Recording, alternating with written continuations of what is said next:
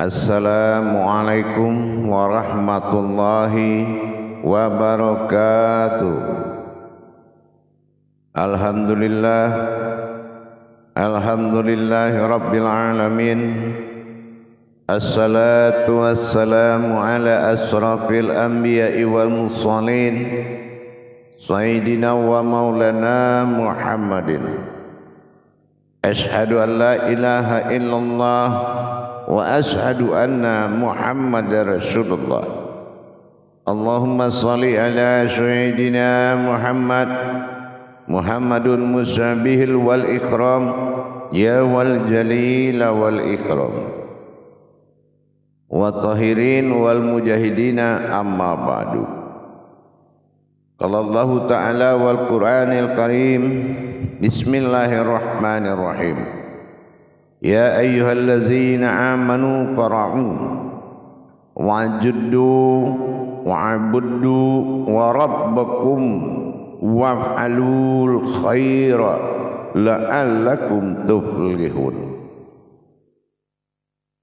Sadaqallahul azim. Alhamdulillahirabbil alamin. Bertemu lagi dengan saya Guru Mursyid Syekh Nur Muhammad Buya Irwan Maulana Al-Khalidi. InsyaAllah dengan tidak akan pernah kita lupakan memanjatkan segala puji dan rasa syukur kita kepada Allah Subhanahu wa ta'ala yang melimpahkan karunia rahmah dan hidayahnya kepada kita, diberikan kita berbekal ilmu untuk menuju dan menyelamatkan orang-orang yang belum berilmu kepada Allah.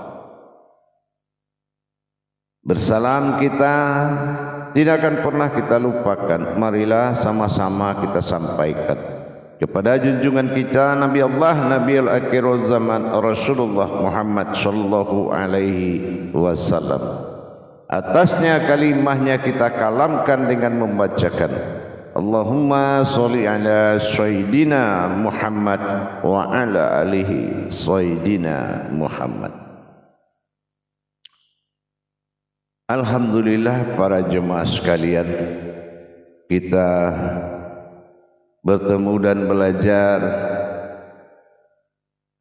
saling mengisi, saling mengasah, saling asih dalam rangka meningkatkan iman dan takwa kita kepada Allah Subhanahu wa ta'ala, tentunya dengan mendirikan ilmu, tentunya dengan beramal dan beribadah dengan ilmunya. Rasulullah sallallahu alaihi wasallam memerintahkan kepada umatnya, thalabul ilmi faridatu ala kulli muslim. Diwajibkan kepada setiap umat Islam itu berilmu, menuntut ilmu dan belajar. Kenapa Rasul bilang fa'kulu mimbi khairi ilmin ya'malu wa amallahum mardudatul la tuhabalu. Beramal dan beribadah tanpa ilmu pengetahuan, maka amal ibadah ini akan dikembalikan. Alhamdulillah, dalam waktu dan kesempatan ini saya akan berbagi ilmu dalam YouTube Buya Pasaman Timur, tentunya dalam makom Majelis Zikir Ma'rifatullah Jakarta, dalam Yayasan Islam Hidayatul Mubarakah Indonesia. InsyaAllah kita akan selalu berbagi dalam waktu dan kesempatan yang baik ini, mudah-mudahan bermanfaat buat kita bersama. Yang mana yang menjadi topik bagi kita pada saat ini, yaitu pusatnya ibadah, pangkalannya ibadah. Pangkalan ibadah ini maksudnya apa? Titik penting dalam ibadah solat, yaitu yang dikatakan ibadah. Ibadahnya ini adanya di mana? Nilai ibadah. Pertama, nilai ibadah itu tersambungnya kodrat. Yang kedua, berjalannya hakikat. Yang ketiga, berdirinya ma'rifat. Yang keempat, harus tahu wujud kodrat jalannya. Ini dalam ibadah, saya pada waktu dan kesempatan ini akan berbagi tentang ibadah yang digandakan dalam firman Allah, seperti yang saya baca tadi di surat Al-Hajj ayat 77. Kenapa Allah menggandakan ruku dan sujud? Ini kan ibadah. Kalau berdiri dan duduk itu ilmu, kodratnya ilmu, ya, kodratnya. Tapi kalau ruku itu kodratnya ibadah. Di mana ibadahnya? Nah, inilah yang akan kita lihat. Kita lihat syariatnya, hakikatnya, tarekatnya, marifatnya dari ruku dan sujud ini. Di mana nilai syariatnya ruku dan sujud? Di mana nilai hakikat ketemunya? Di mana nilai tarekatnya? Dan di mana nilai ma'rifatnya? Ini kalau kita gagal, ini perbuatan adalah perbuatan Allah kepada wujudnya sendiri. Berarti kalau nilai syariat kita bagus, tentu dengan kita meningkatkan kualitas syariatnya. Kualitas syariat itu kita harus tingkatkan. Nah, di sini kita lihat dari perbuatan wujud sholat ini. Dari awal saya sudah pernah menyampaikan bahwasanya dari gerakan dua aftar tadi, dua alif ini tadi, berdiri setelah ruku, berdiri setelah takbir, itu kita namakan dengan ba'dal. Alifnya yaitu di situ bersifat wahid, wujudnya diri sir. Tapi kalau yang berdiri setelah ruku ini adalah aftar, sifatnya Rabbil Alamin, wujudnya adalah batinnya. Beginilah antara aftar dengan ba'dal, sifat zahirnya Allah dengan sifat batinnya Allah. Aftar alif tersurat dan ba'dal alif tersirat. Ini akan menjadi sebuah tajalian, perjalanan yang sangat hebat, perjalanan yang sangat kuat. Di mana letak kekuatannya? Di mana letak kehebatannya? Digandakan oleh Allah perintahnya dalam satu firman. Ada perintah ruku dan sujud, ya, perintah ruku dan sujud. Apalagi orang yang berimannya itu ditegaskan dalam na'amanur ka'u. Nah, biasanya kalau kita baca Al-Quran, ya ayyuhallazina amanu, ya, tetapi di dalam surat Al-Hajj ayat 77 itu ada penekanan nur ka'u-nya. Amanur ka'u. Kalau dalam hukum hijaiyah ini kita sudah mendapatkan peringatan ka'u atau hati-hati, ya, ditujukan kepada kita dalam bentuk kehati-hatian. Ka'u. Apa nilai kehati-hatiannya? Kita lihat di rukuk mana nilai syariatnya, di sujud dan rukuk mana nilai syariat. Kita lihat nilai syariatnya. Empat nilainya kita bongkar. Yang pertama syariat. Nilai syariat yang ada di situ adalah bentuk ruku dan bentuk sujud, yaitu bentuk gerakannya. Kalau bentuk gerakannya di situ ada makna nilai hakikat. Apa? Kalau tidak ada nilai hakikat, tidak mungkin ada pembentukan fikih. Fikih itu kan dibentuk dari faqih. Faqih itu pemahaman satu hakikat yang harus dipahami.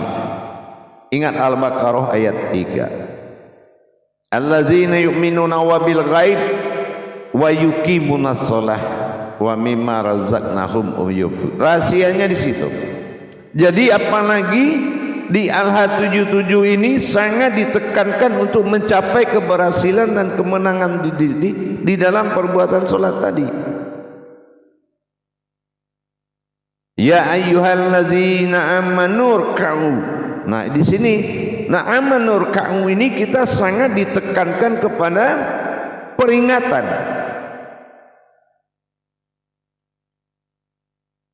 Wasjudu. Nah itu. Wa'budu. Wasjudu, wasujudnya dan ma'budunya. Wujud yang berbuat dan menyembah, wujud yang menyembah dan yang disembah. Wasjudu dan wa'budunya. Di sini sudah mengenai penyembahan dan yang disembah, perbuatannya ada nilai tertingginya antara yang menyembah dengan yang disembah. Wasjudu dan wa'budu tadi dalam ruku dan sujud. Nah kita lihat syariat, lanjut. Di syariat itu kesombongan kita aja sudah hilang. Kalaulah ada orang, kata Rasulullah, meninggal dunia dalam kondisi seperti sujud dan duduk, itu bukan umat Muhammad.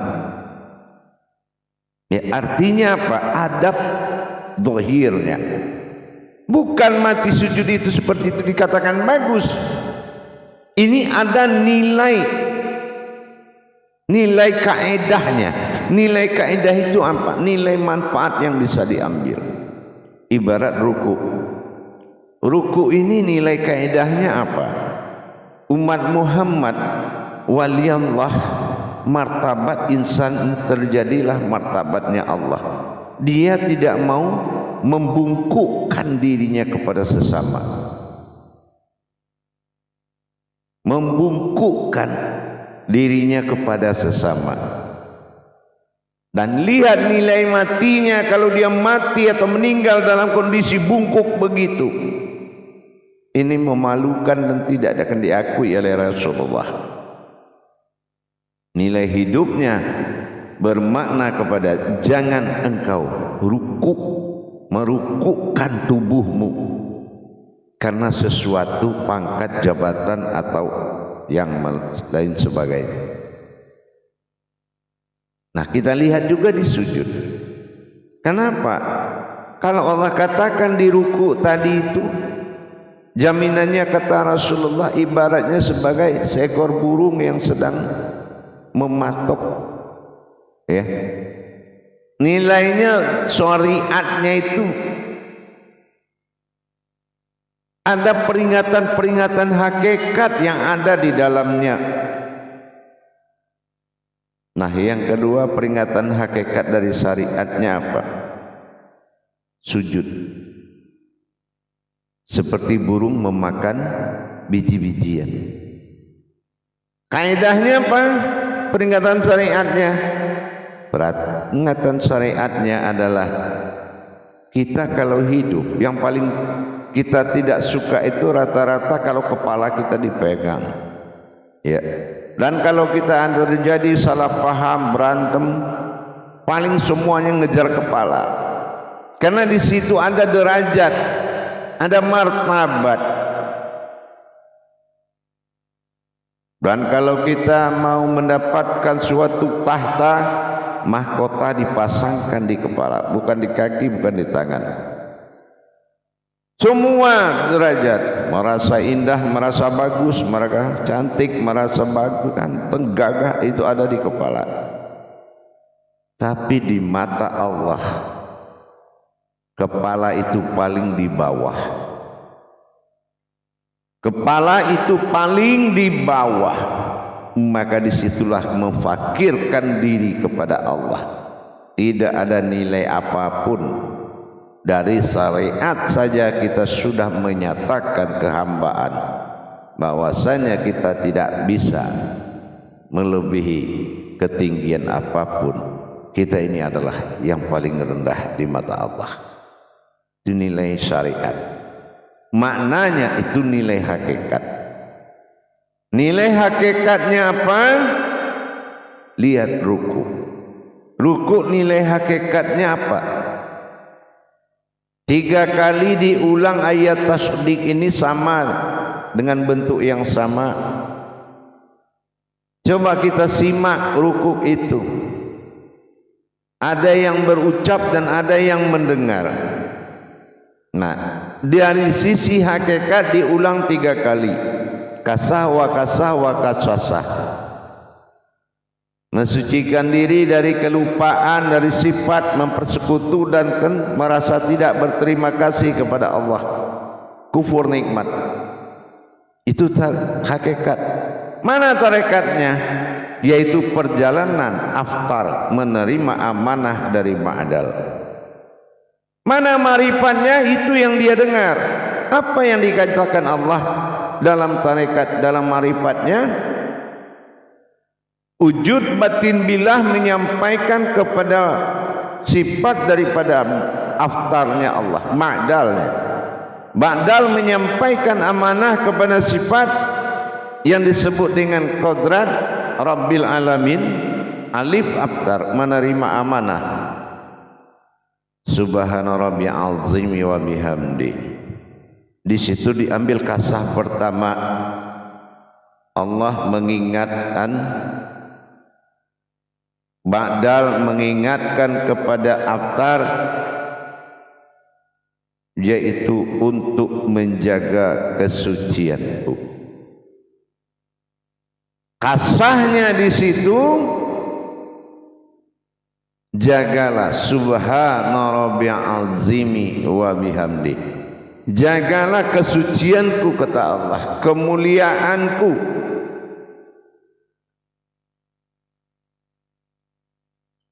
Kita disuruh menjaga sucian subhana rabbil azim. Itu dilakukan, kita beribadah terus untuk mensucikan. Pandangan kita kemana? Yaitu kepada nur diri kita, supaya dijaga subhana rabbil azimi wa bihamdi. Aftar mendengarkan dengan baik. Yang kedua, wakasahnya. Di wakasahnya Allah mengingatkan, yaitu mengenai Rabbi, jaga ketuhananku, jaga kesucianku, subhana rabbil azimi wa bihamdi. Rabbi, jaga ketuhananku.